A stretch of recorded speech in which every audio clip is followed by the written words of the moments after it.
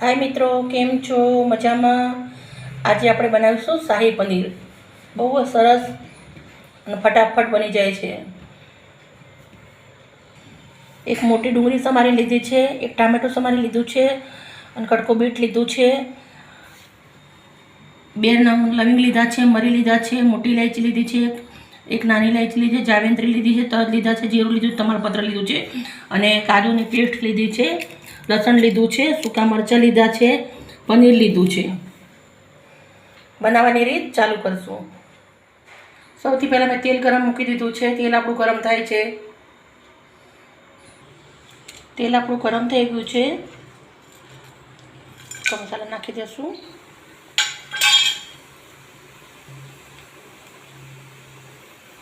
તેલ ગરમ થઈ ગયું છે, સૂકા મસાલા નાખી દીધા છે આપણે।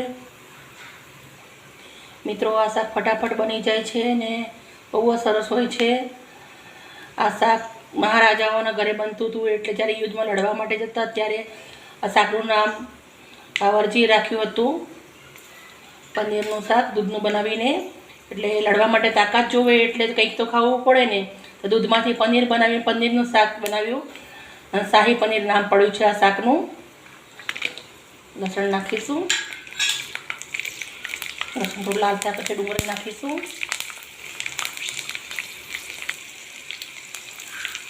લસણ લાલ થઈ ગયું છે, ડુંગળી નાખીશું।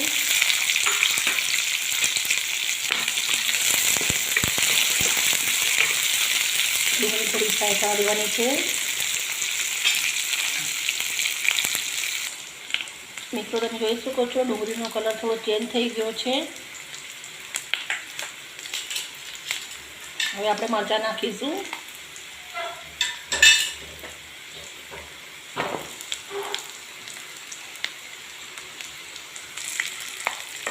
મરચાંને થોડા ભેગા શેકી લેશું આપણે। ટામેટાની બીટ નાખું છું।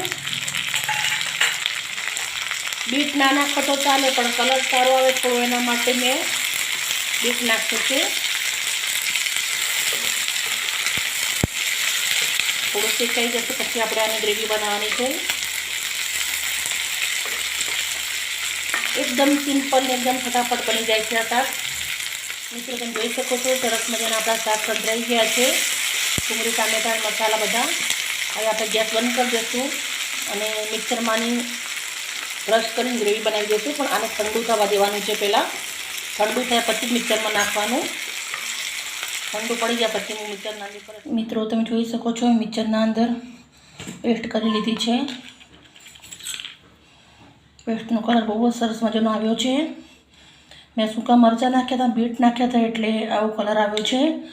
આમ તો આ શાકનો કંઈ કલર નથી આવતો, તો પણ મને કલરવાળું ગમે છે એટલે મેં બીટનો ઉપયોગ કર્યો છે અને લાલ મરચાંનો ઉપયોગ કર્યો છે। હવે આપણે વઘારીશું શાક। 2 ચમચી એટલું તેલ ગરમ મૂકી દીધું છે। આપણે ગ્રેવી પણ વઘારીને ક્રશ કરી એટલે એક તેલ એ આવ્યું, એક આ તેલ આવ્યું અને આપણે એક ઘીનો વઘાર આવશે।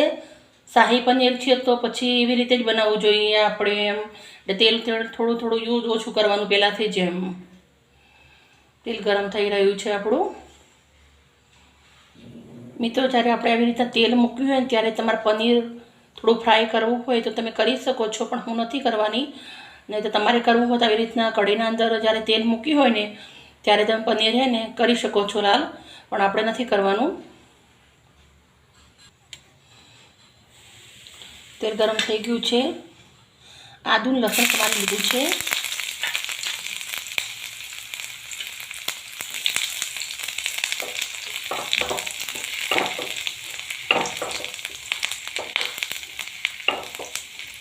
લાલ થઈ જવા દેવાનું છે।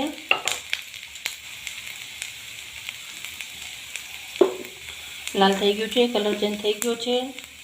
હવે આપણે ગ્રેવી તરીકે નાખીશું।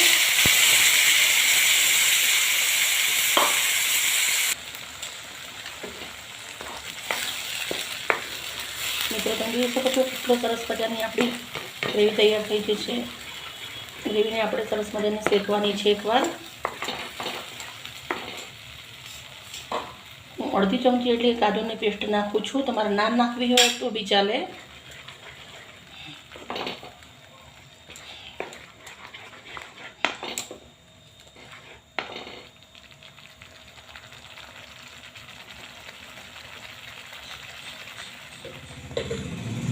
મિત્રો આ શાકના અંદર હું સીધા મેઠાનો ઉપયોગ કરું છું.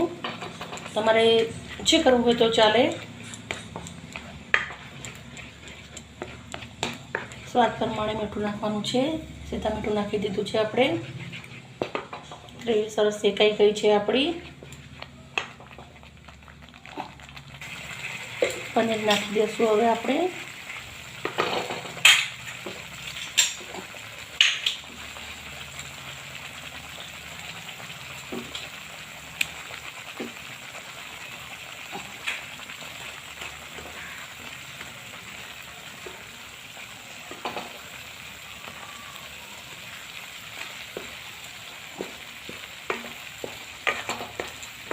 બહુ સરસ મજાની આપણી સબ્જી તૈયાર થઈ ગઈ છે.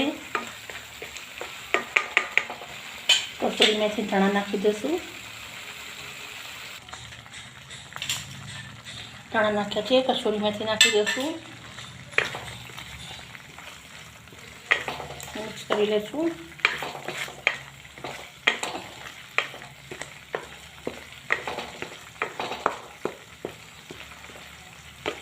ચલો મિત્રો, સબ્જી રેડી થઈ ગઈ છે. આપણે નીચે ઉતારી લઈશું. મિત્રો, આ સબ્જી હું પ્લેટના અંદર કાઢું છું.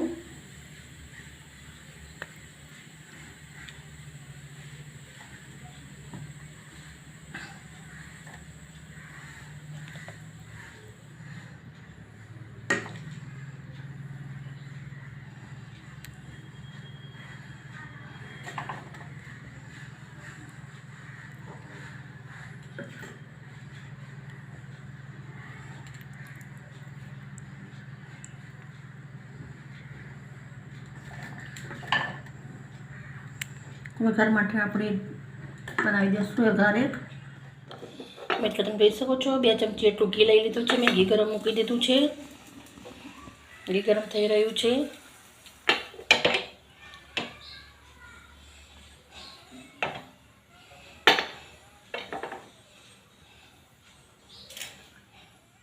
આપણે વરિયાળી નાખવાની છે થોડી. આદું પતલું લંબુ સમારી લીધું છે અને કાજુના 4 નંગ લીધા છે.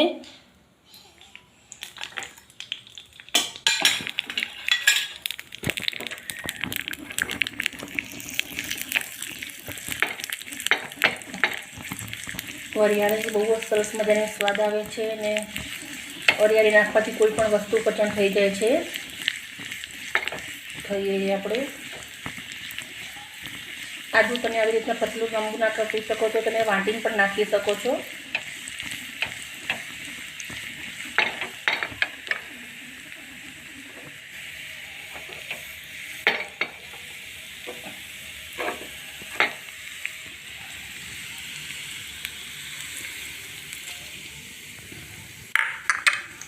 સારી સબ્જી તૈયાર થઈ ગઈ છે આપણી. મિત્રો, તમે જોઈ શકો છો કેટલી સરસ મજાની આપણી સબ્જી તૈયાર થઈ ગઈ છે. ખરેખર બહુ જ સરસ બની છે. પાછળથી ઘી નાખ્યું એ બધું ઘી છે એટલે શાહી હોય એટલે આવી રીતના હોય એટલે પહેલાં તેલનો ઉપયોગ ઓછો કરવાનો અને સબ્જી બનાવવાની આપણે. ખરેખર મિત્રો બહુ જ સરસ બની છે. બહુ જ ટેસ્ટી છે. તમારા ઘરે જરૂરથી બનાવજો મિત્રો. તમને મારા વિડીયો ગમતા હોય તો મને લાઈક અને સબસ્ક્રાઈબ કરજો, જેથી કરીને તમારા માટે રોજ નવું લઈને આવું. ઓકે મિત્રો, બાય બાય મિત્રો, સી યુ.